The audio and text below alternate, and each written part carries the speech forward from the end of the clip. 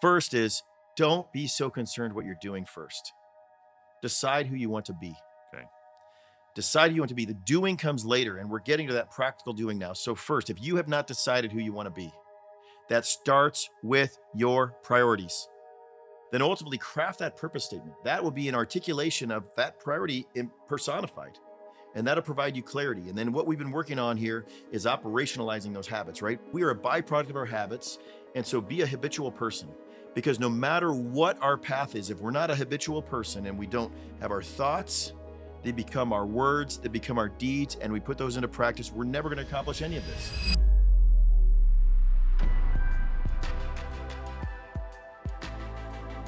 Hi, everyone. Welcome back to ReedFlections, a podcast on life, leadership, and learning. I am Art Calderon. I'm here with Reed Nyffeler. Reed is a father and a husband and a CEO of a huge, growing global franchise organization. Reed's here to share with us a lot of his life experience and knowledge. We are far deep into it. Episodes 1 through 4, we talked about priorities. That was some time ago. 5 through 9 was about habits. 10 through 13, know your purpose, right? Next, we're going to begin your journey of living your life on purpose with some how-tos. So we're going to get we got a little bit granular there. Episodes 14 through 17, long-term vision, 5-year milestone, annual checkup, quarterly calibration, and monthly measurement. That was our last podcast. Finally, today, we're getting down to the nitty-gritty, weekly progress. Tell us about, Reed, tell us about how you structure your week to make sure you're making progress on your purpose. Yeah, so if monthly, which was our previous episode, is measurement, then your weekly becomes your cadence, Okay. right? And so that cadence, it's routine. No matter what day of the month it is, the 1st, the 15th, or the 20th, it's very routine, and it can become your cadence. And so, Art, I know you were in the military, and clearly your favorite part was the meals ready to eat, I'm sure. However, when you went to basic training as an Army, thank you for your service, by the way. What is the first thing they taught you? What is the purpose of a cadence, and what is a cadence, and how do they teach you that? Just so we can understand the power of a cadence in that context. Cadence was something that was used to get us all in step when we marched. So there was different speeds of cadence, and typically your cadence was just marching, trying to get the group of soldiers from one place to the other. And everybody had to learn that the cadence was left, left, left, right, left.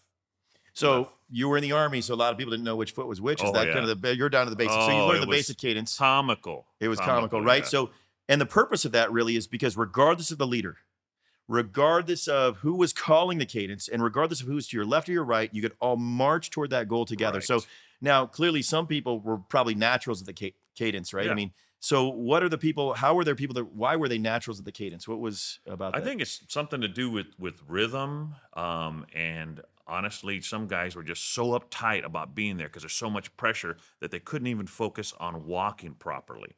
And when one person wasn't walking properly, they weren't in cadence, it just messed it up. Because when you see a group of soldiers walking in cadence, proper cadence, it looks really cool. Everybody's walking the same, their legs are moving the same, and everybody's taking the same amount of steps and the same size of steps.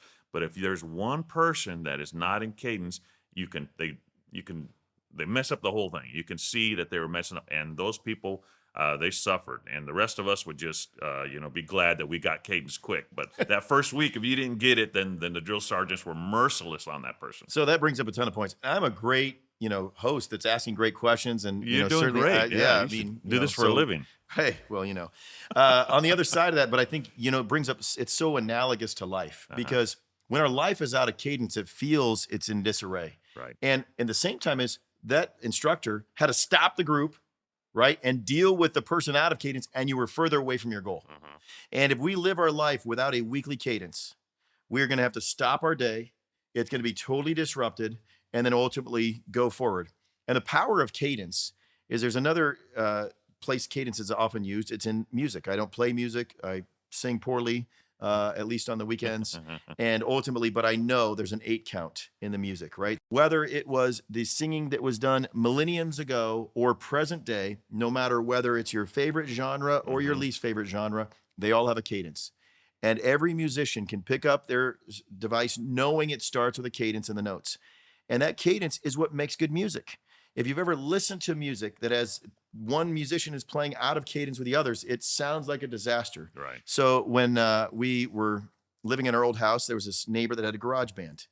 And this garage band was an aspiring garage band. Oh, yeah. And they were teenagers, and I think they were more interested in being cool than playing well.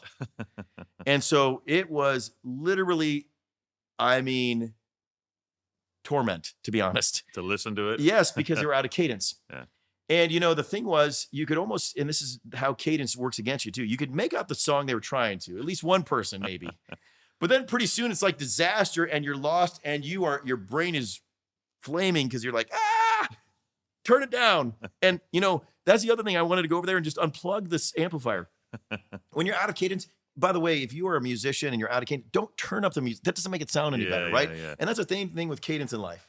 We're out of cadence, and that doesn't mean be out of cadence louder, right? It means get in cadence. And so that's what they were practicing for. And so I look at that weekly as a cadence. And so I think it's appropriate that I kind of walk through how that cadence is applied in my life, because now we're going from a measurement system of monthly to now a weekly cadence.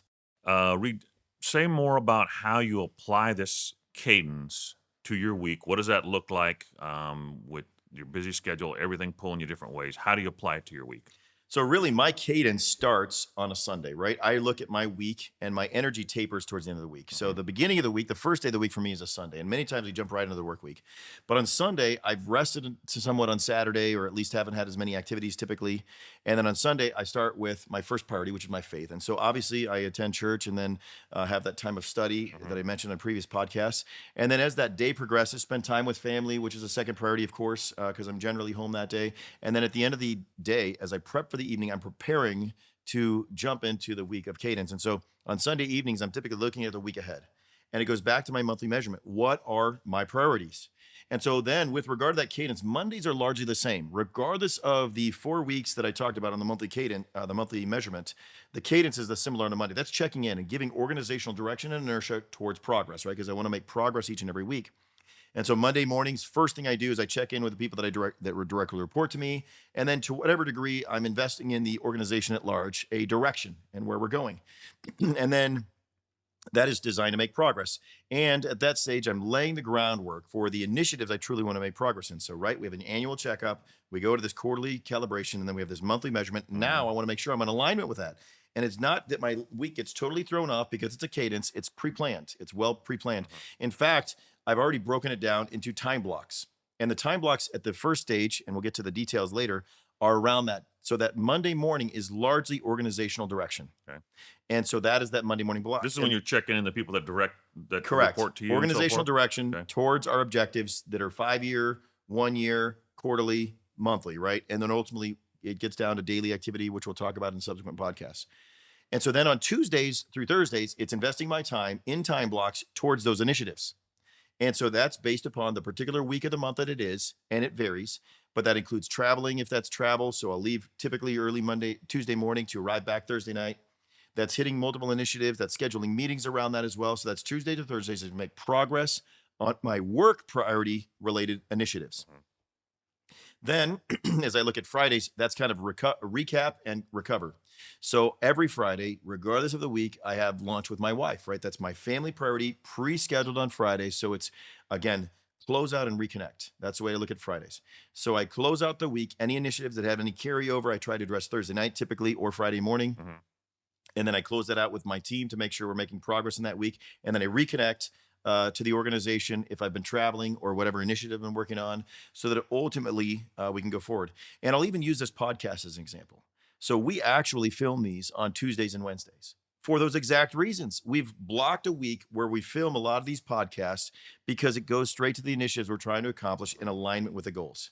And that is at the early stage of the week. There's my energy as I'm working through. That happens to be the cadence, right? And then ultimately we've blocked a period of time to accomplish those objectives, but I don't impede upon my Monday.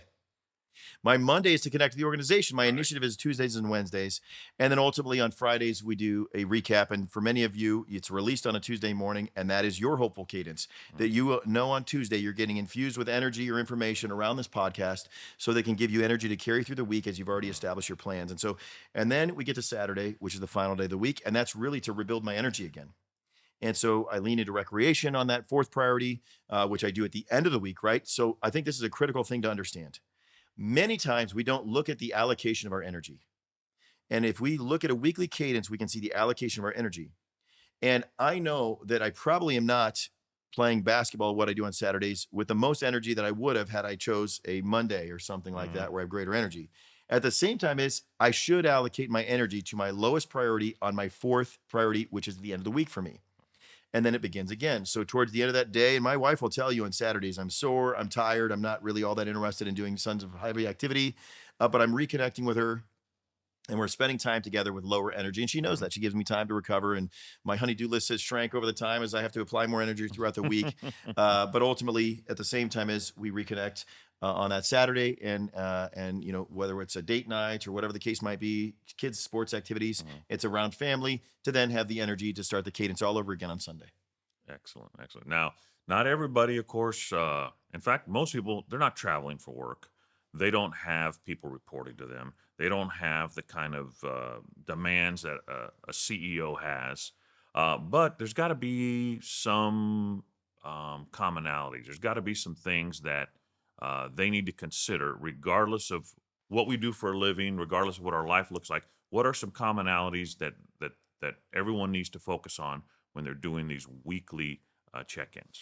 First thing I would say is have a cadence, right? And going back to your analogy with regard to the Army, I mean, I walk on the street and I don't walk in cadence, right? I mean, everybody has a style and they walk in cadence, right? I mean, and it's interesting as I travel, different people walk at different paces and they walk with different intent and different purpose and go to an airport, right? You're going to an airport and you're like, okay, this person's dragging this, that, and the other thing. And there's no consistent they're cadence. Sauntering along. That's right. And so if we look at our lives, there's no cadence, right? At the same time as, and my kids will tell you this too, that I have the Reed cadence, right? So we go to Disney World as a family. I've seen that walk. Yeah.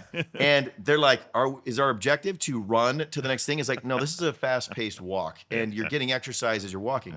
And so literally, this was one of our fun family moments, at least fun for the kids. I've realized that you have a family to identify your faults. You have friends to highlight your successes. So I have a family of 5. So 5 people can notice my faults. Isn't that nice of them? Yeah. And you know what? They always have material. That's the thing I've realized. There's never been a moment, and then maybe that's their cadence, is to find dad's faults. But anyways, while I'm at this particular Disney World, they thought it was funny, all 4 of them, to walk and imitate what I was walking like. And that was the cadence. So we're walking like this really deliberately. In a and line, directly. everybody's behind you? Well, they would walk on the side and everything else. So they had to make sure I saw them, right? Because it's not as much. Initially, they're doing it behind me. Like, why are they all laughing, And then pretty soon they're walking.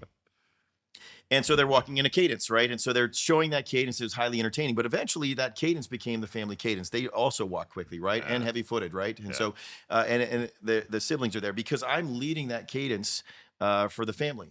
And the other thing to do, and so that's a key part of that. That's how I'm modeling to my children the cadence of life.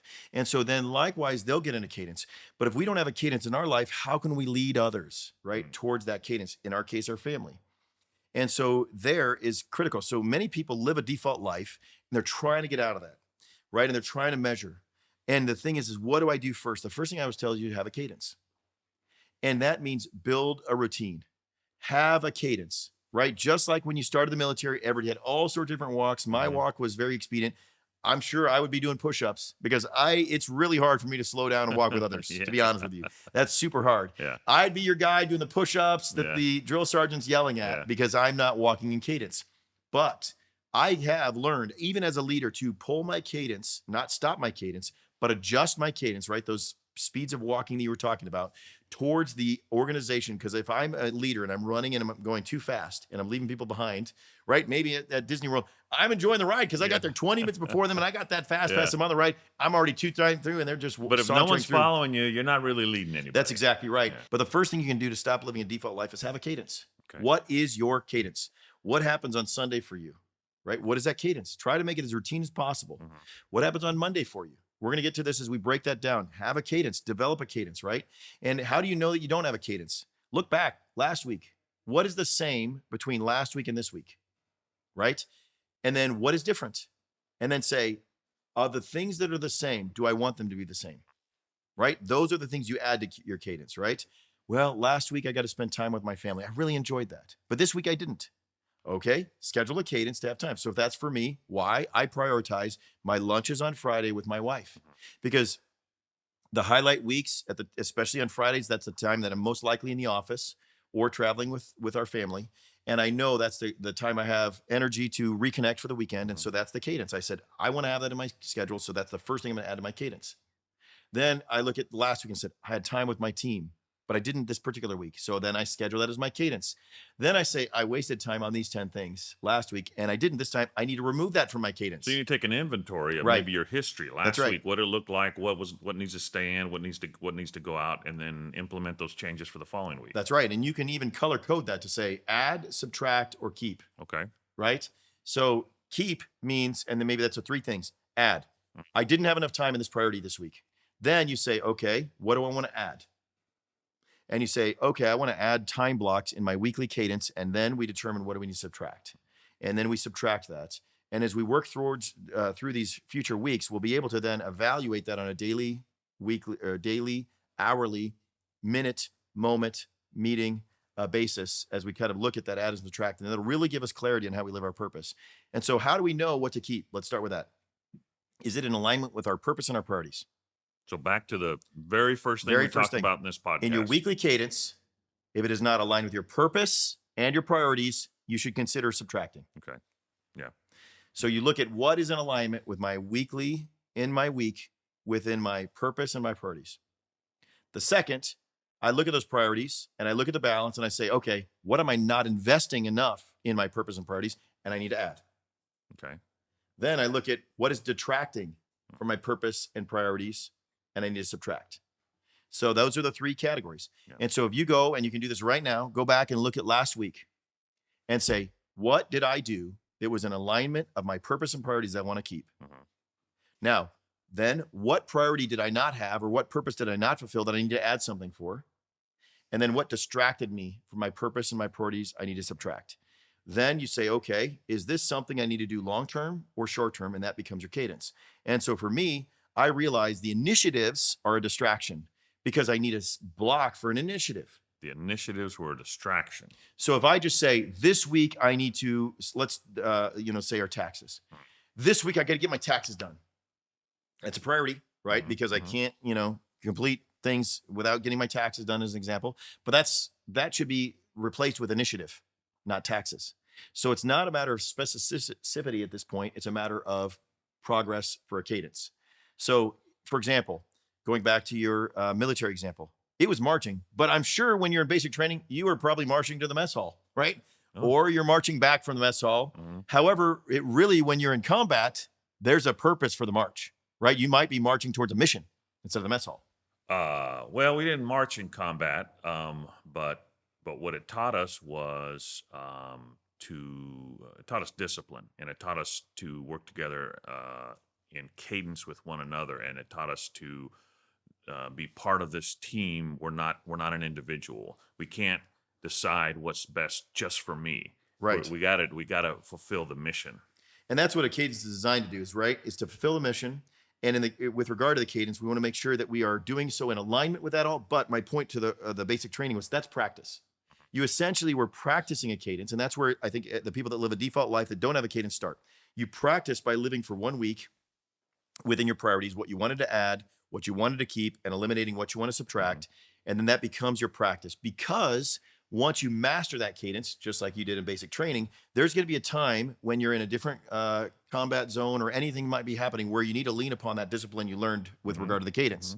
A master musician doesn't have to think 1, 2, right. 3. They don't think the 8 count. It just is there. It's natural. So that's what we want to do as the next step of that. Once we've added and kept, and then we ultimately subtract, we want to then master that cadence so it becomes natural to us. And then we're able to progress to the next stage of our implementation of our purpose in our lives. Now, we've covered a lot over these many weeks. Summarize for us the journey, the whole journey from the long-term visioning, which is kind of really ethereal, way up here, right, all the way down to what we're going to talk about today, the weekly progress. Give us a summary of what your journey looked like. So let's start with this, and I'm going to start and try and bring the audience along this path so they can be there as well. Hang on, folks. Hang on. It's going to be a fun ride. First is don't be so concerned what you're doing first. Decide who you want to be. Okay. Decide who you want to be. The doing comes later, and we're getting to that practical doing now. So first, if you have not decided who you want to be, that starts with your priorities, right? So who do you want to be? Then ultimately craft that purpose statement. That will be an articulation of that priority personified. And that'll provide you clarity. And then what we've been working on here is operationalizing those habits, right? We are a byproduct of our habits. And so be a habitual person, because no matter what our path is, if we're not a habitual person and we don't have our thoughts, they become our words, they become our deeds, and we put those into practice, we're never going to accomplish any of this. So if you've been with me through that point, then we want to say, okay, now apply that purpose over a long-term vision. Where does that purpose, where do I want to see that embodied? That's where that theory that we've been talking about in these previous things I just covered, to the practicality of what does that look like? And that's that long-term vision. Then we broke that down to saying, okay, I can see what I want on my headstone. That as they're saying at my funeral, this is what I want them to say about me. Then in the next 5 years, what can I do to get closer to that? That's a milestone that we're doing next.